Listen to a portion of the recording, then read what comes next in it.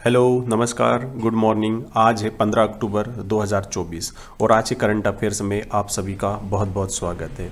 देखो, आज का क्वेश्चन ऑफ द डे जो है हमारे पास वो है, हाल ही में अर्थशास्त्र का नोबेल पुरस्कार किसे दिया जाएगा, है ना। अभी घोषणा हो चुकी है, ठीक है, तो इसका आंसर हमें बाद में मिलेगा। चलिए हम करंट अफेयर शुरू करते हैं। उससे पहले आपसे रिक्वेस्ट है कि इस वीडियो को आप लाइक कीजिए, अधिक से अधिक शेयर कीजिए, और अभी तक आपने चैनल को सब्सक्राइब नहीं किया है तो बिल्कुल आप चैनल को सब्सक्राइब करना बिल्कुल ना भूलें। चलिए हम हमारे करंट अफेयर्स को स्टार्ट कर रहे हैं और बढ़ते हैं। हम आपके जो है पहला क्वेश्चन है आज का, वो ये रहा, भारत डिजिटल कृषि सम्मेलन 2024 का आयोजन कहाँ हुआ है, और इसका सही जवाब है नई दिल्ली में ये आयोजन हुआ था। देखो, डिजिटल कृषि सम्मेलन का उद्देश्य क्या था कि किस प्रकार से टेक्निक का इस्तेमाल करके कृषि को और उन्नत किया जाए और कैसे इसमें क्रांतिकारी बदलाव लाए जाए। अब देखो क्या हुआ कि इससे एक सवाल बनता है कि जो कृषि का जो काम करती है वो एक संस्था है ICAR। हो सकता है भविष्य में यहाँ से सवाल आ जाए, तो एक सवाल क्या बन सकता है, ICAR की स्थापना कब हुई थी। याद रखिएगा, बहुत महत्वपूर्ण सवाल है। 16 जुलाई 1929 को इसकी स्थापना हुई थी। तो आपका सवाल है कि क्या सर ये अंग्रेजों के ज़माने की है क्या? हाँ भैया है। हेडक्वार्टर से एक सवाल पूछेगा तो न्यू दिल्ली में आप इसका हेडक्वार्टर बना दीजिएगा, और ICAR के वर्तमान डायरेक्टर पूछ ले करंट अफेयर्स में तो आप बता दीजिएगा हिमांशु पाठक जो है वो वर्तमान में ICAR के डायरेक्टर हैं। Full form very easy, Indian council of agriculture research, है ना, ICAR, ठीक है, Indian council of agriculture research. चलिए अगले सवाल की ओर प्रस्थान कर रहे हैं हम लोग। ग्लोबल हंगर इंडेक्स 2024 में भारत का कौन सा स्थान रहा? अब देखो ये बहुत महत्वपूर्ण है। ग्लोबल हंगर अर्थात मैं अगर लिखूं शुद्ध भाषा में तो भूखमरी, तो भूखमरी का एक पूरा का पूरा एक सूचकांक बनाया गया, और इसमें इस सूचकांक में दो NGO हैं, है ना। आप लोगों को इतना डीप में नहीं जाना है, फिर भी याद रखिए दो यूरोपियन NGO हैं, जैसे कि concern world wide and one more is world hunger help करके दो NGO हैं। इन दो NGO ने की मदद से क्या करते हैं, ये हर साल एक इंडेक्स बनाते हैं। जैसे इस साल इसमें 123 देशों को लिया गया, और अलग अलग पैमाने होते हैं, जैसे कि उसमें 4 पैमाने होते हैं जिनके ऊपर ये पूरा का पूरा अपना इंडेक्स को बनाते हैं, ठीक है। तो 105वें नंबर पर हमारे देश को इस बार रखा इन्होंने। इसका मतलब इसका B आंसर जो है वो सही है। अब देखो कहने को तो क्या कह सकते हैं हम कि यार इंडिया इज मतलब 5th नंबर की जो इकोनॉमी है वर्ल्ड की, और वहाँ पर आप देखोगे तो 105वें नंबर पर। अभी एक इंटरेस्टिंग फैक्ट ये है कि जब 2023 में ये इंडेक्स बना था तो हम जो 111वें नंबर पर थे, 123 में 111वें नंबर पर भारत को रखा गया था, और ये पूरी तरीके से इंडियन गवर्नमेंट ने इसको नकार दिया था। भैया क्या कर रहे हो यार, है ना। अब देखो सोचने वाली बात है कि ये आखिर ऐसा क्यों हो रहा है कि सरकार इतनी स्कीम चला रही है, फ्री राशन बांट रही है, इसके बावजूद भी यहाँ पर हमें इस इंडेक्स में 105वें नंबर पर रखा गया है। आप समझ सकते हो ना, नेपाल बांग्लादेश देश हमसे ऊपर रखे गए हैं। बड़ी मतलब विडम्बना है ये, ठीक है।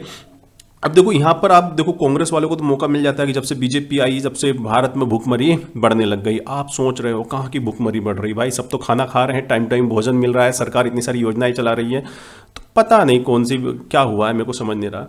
ये जो बाबू सोदा वाले हैं ना कि जानू खाना खाओगे नहीं तो मैं नहीं सोऊंगी आज, हो सकता है ना, ये इन लोगों ने बढ़ा दिया है इंडेक्स, मेरे को जहाँ तक लगता है ना। तो झूठी मुट्ठी कसम मत खाया करो, खाना भरपेट खाया करो, ठीक है ना। फालतू तुम्हारी वजह से देश का इंडेक्स बढ़ रहा है, तो कुछ भी हो जाए खाना नहीं छोड़ना अपने को, 2 रोटी ज़्यादा खाना है, भले वो ब्लॉक करे या अनब्लॉक करे। चलिए अगले सवाल की ओर प्रस्थान कर रहे हैं। विश्व मानक दिवस कब मनाया जाता है? तो हर साल 14 अक्टूबर को विश्व मानक दिवस मनाया जाता है। अब देखो विश्व मानक दिवस मनाने की शुरुआत कब से हुई थी? 1970 से ये दिवस मनाया जा रहा है। अब देखो यहाँ से एक सवाल हो सकता है कि ये क्या होते हैं, मानक क्या होते हैं? देखो मानक का मतलब होता है स्टैंडर्ड। कोई भी चीज़ होती है, हम जब भी कोई भी चीज़ खरीदते हैं तो हम कुछ मानक पैमाने देखते हैं। स्टैंडर्ड मतलब क्वालिटी बोल लो, इसको कुछ भी बोल लो, ठीक है। तो वो स्टैंडर्ड होते हैं। जैसे मानो आप कपड़े खरीद रहे हो तो स्टैंडर्ड, या मोबाइल खरीद रहे हो, कोई भी इक्विपमेंट खरीद रहे हो, किसी भी चीज़ में स्टैंडर्ड को हम पहली प्रायोरिटी रखते हैं, ठीक है। तो इसके रिलेटेड ये दिवस मनाया जाता है हर साल। कब मनाते हैं इसको? तो याद रखिएगा 14 अक्टूबर को। चलिए, हाल ही में किस देश ने इजराइल से अपने राजनीतिक संबंध तोड़ने की घोषणा की है? याद रखिएगा। और इसका सही जवाब है निकारागुआ। निकारागुआ नॉर्थ अमेरिका महाद्वीप का एक देश है। याद रखिएगा, निकारागुआ की जो राजधानी है वो है मानगुआ। तो अभी निकारागुआ ने क्या बोला है कि हम इजराइल से किसी भी प्रकार का राजनीतिक संबंध नहीं रखेंगे। इसका दो कारण हैं। एक तो जो फिलिस्तीन में जो कुछ हो रहा है या इजराइल जो कुछ भी कर रहा है अपने पड़ोसियों के साथ, उसका एक मेन कारण है। दूसरा कारण ये है कि इजराइल का कोई भी दूतावास है ही नहीं मानगुआ में बहुत दिनों से। तो उसने बोला कि जब आपको हमारे साथ कोई पॉलिटिकल रिलेशन रखना ही नहीं है तो हम भी आपके साथ खत्म कर रहे हैं भाई साहब। तो निकारागुआ की राजधानी क्या है? मानगुआ। होंडुरस की राजधानी बहुत अच्छी है जिसको हम बोलते हैं तेगुसिगल्पा, है ना। क्या बोलते हैं इसे? तेगुसिगल्पा जो है वो होंडुरस की राजधानी है, सिगल्पा। ठीक है। बेलीज की राजधानी वेरी वेरी इंटरेस्टिंग होती है, बेलमोपान। बेलमोपान जो है वो बेलीज की राजधानी है। एंड ग्वाटेमाला की तो वेरी इजी है ना, क्या है? ग्वाटेमाला सिटी जो है वहां की राजधानी है। चलिए अगला सवाल देखते हैं हम लोग। हाल ही में अर्थशास्त्र का नोबेल पुरस्कार किसे दिया गया है? तो देखिएगा, ये 3 लोग हैं, है ना, जैसे कि इनका नाम बताऊं आपको मैं, क्या है? एसीमोग्लू, ये है जॉनसन एंड ये है रॉबिन्सन। तो इन तीनों को मिलाकर इस बार का इकोनॉमी का मतलब जिसे हम बोलते हैं अर्थशास्त्र का नोबेल पुरस्कार दिया जाएगा। देखो, नोबेल पुरस्कार की शुरुआत तो बहुत पहले ही हो गई थी, है ना, 1895 में स्थापना की गई थी। बट अर्थशास्त्र का जो नोबेल पुरस्कार है इसकी स्थापना हुई थी 1968 में। बहुत महत्वपूर्ण सवाल है। अर्थशास्त्र का पहला नोबेल पुरस्कार 1969 में दिया गया था। स्थापना कब हुई थी? वो हुई थी, बताइए कब? 1968 में। और दिया गया कब था पहला? 1969 में। अब देखो, यहां पर मैंने पहले भी जिक्र किया था कि क्लाउडिया गोल्डिन जो है ये पिछली बार इनको नोबेल पुरस्कार मिला था, अर्थात इनको मिला था 2023 का। देखो, आप जितने भी नोबेल पुरस्कार के सवाल है उनमें एक चीज ऑप्शन देखिएगा कि मैं बहुत अच्छे इंटरेस्टिंग तरीके से ऑप्शन रखता हूं, जैसे 2022, ये 2021। कहने का मतलब ये है कि आपके 4 क्वेश्चन एक क्वेश्चन से कंप्लीट हो जाएंगे। भविष्य में पूछ ले, अगर वो इतना डीप तो जाता नहीं है वैसे नोबेल पुरस्कार में, वो करंट का ही पूछता है, बट फिर भी एक आइडिया मिल जाता है ऑप्शन से हमको, इसलिए थोड़ा डिफिकल्ट ऑप्शन रखे हैं मैंने। ठीक है। तो कहने का तात्पर्य क्या है कि यहां से एक सवाल बन सकता है कि भारत का फर्स्ट इंडियन जो मतलब पहला इंडियन जिसे कि अर्थशास्त्र का नोबेल पुरस्कार दिया गया था, उनका नाम था अमर्त्य सेन। क्या आपको याद आ रहा है अमर्त्य सेन को जो नोबेल पुरस्कार किस वर्ष दिया गया था?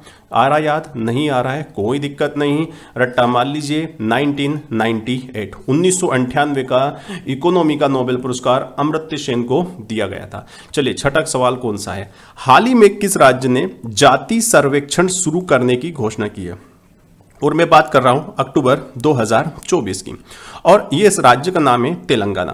देखो, इससे पहले एक सवाल बन सकता है, जाति सर्वेक्षण शुरू करने वाला है, जाति सर्वेक्षण जाति जनगणना शुरू करने वाला पहला राज्य भारत का कौन था? बिहार। बिहार ने बोला हम शुरू करेंगे। फिर दूसरे नंबर पर किसने बोला? आंध्र प्रदेश ने बोला। तो आंध्र प्रदेश से ही अलग हुआ कौन सा? तेलंगाना। उसने बोला भैया हम क्यों पीछे रहेंगे, अगर आंध्र प्रदेश भग रहा है तो हम भी भागेंगे।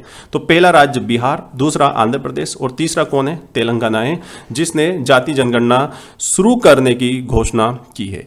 आज का 7वां सवाल, विश्व गांठिया दिवस वर्ल्ड आर्थराइटिस डे कब मनाया जाता है? थोड़ा सा कभी कभी ना मेडिसिन वाली, या फिर मैं बोलूं कि जो मेडिसिन की टर्मिनोलॉजी होती है, मेडिकल वाली टर्मिनोलॉजी होती है, वो थोड़ी डिफिकल्ट हो जाती है बोलने में। तो विश्व गांठिया दिवस, अब देखो गांठिया क्या होता है? ये गुजरात वाला गांठिया है क्या? ना जी, तुम बोलो अच्छा गुजरात का अपना गांठिया इतना फेमस हो गया कि उसके लिए वर्ल्ड गांठिया दिवस मनाया जाता? ना जी ना, ये गांठिया दिवस होता है, एक रोग है ये, और सबको पता है ये रोग कौन सा था? घुटनों वगैरह, ज्वाइंट पेन वगैरह जो हमको होते हैं ना, उसके लिए। तो हर साल 12 अक्टूबर के दिन है ना, हर साल 12 अक्टूबर को क्या मनाया जाता है? वर्ल्ड आर्थराइटिस डे मनाया जाता है। ये बात को भूलिएगा मत। तो इसका सही जवाब क्या होने वाला है? 12 अक्टूबर। ठीक है। अब देखिएगा यहां से 2 चीज समझिएगा। तो ज्वाइंट पेन जो होते हैं, अब इसको अवेयर करना है लोगों को ना, ये अलग अलग प्रकार इसका होता है। अगर आपको भी ऐसा कोई पेन वगैरह हो रहा है ना, ज्वाइंट पेन वगैरह, so consult your doctor, don't worry.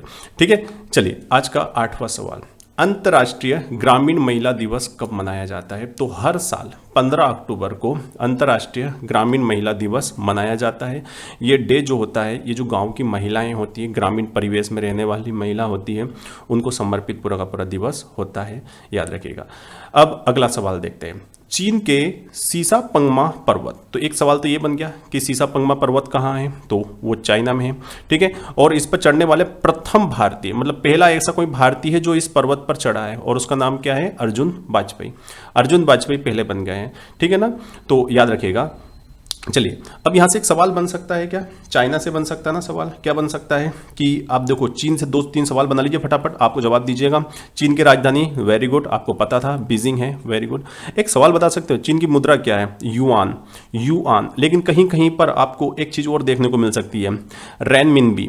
Renminbi भी चाइना की मुद्रा है और इसी को युआन भी कहा जाता है। क्या बता सकते हैं चाइना के राष्ट्रपति का नाम क्या है? राष्ट्रपति का नाम है सी जिनपिंग, सी जिनपिंग, ठीक है ना, सी जिनपिंग नाम है, याद रखिएगा। और सी जिनपिंग जो है वहाँ पर प्रेसिडेंशियल सिस्टम पाया जाता है कि जो पावर पूरी होती है वो राष्ट्रपति के पास होती है। अब आपको एक कमेंट करके बताना है कि चाइना के प्रधानमंत्री का नाम क्या है। इतनी डिटेल मैंने दे दी है, प्रधानमंत्री का नाम आप कमेंट करके जरूर बताइएगा।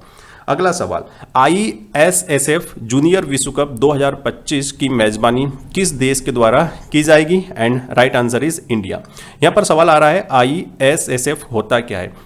इसका फुल फॉर्म होता है इंटरनेशनल शूटिंग स्पोर्ट्स फेडरेशन। तो कुल मिला के अगर बीच की शब्द पल्ले ना पढ़ रहे हैं आपको, तो आप शूटिंग शब्द पर फोकस कीजिए। क्या बोला मैंने? International shooting sports federation. ISSF की स्थापना कब हुई थी? इससे एक सवाल पूछेगा आपसे, तो आप जवाब दे दीजिएगा 1960 में। अब बहुत महत्वपूर्ण सवाल, इसका हेडक्वार्टर कहाँ है? मुनीच में है, मुनीच। अब मुनीच शब्द समझ कर आप समझ रहे होंगे अच्छा इंडियन है ना जी, जर्मनी। मुनीच जर्मनी में इसका हेडक्वार्टर है ISSF का, ठीक है। तो ये क्या होगा? टूर्नामेंट होगा, जूनियर विश्व कप होने वाला है और इसकी मेजबानी कौन करने वाला है? भारत मेजबानी करने वाला है। तो ये थे आज के महत्वपूर्ण 10 सवाल जो कि आपको पूरे याद होने चाहिए। तो यहीं पर लेते हैं आपसे विदा। आई होप आपको आज का करंट अफेयर्स अच्छा लगा होगा।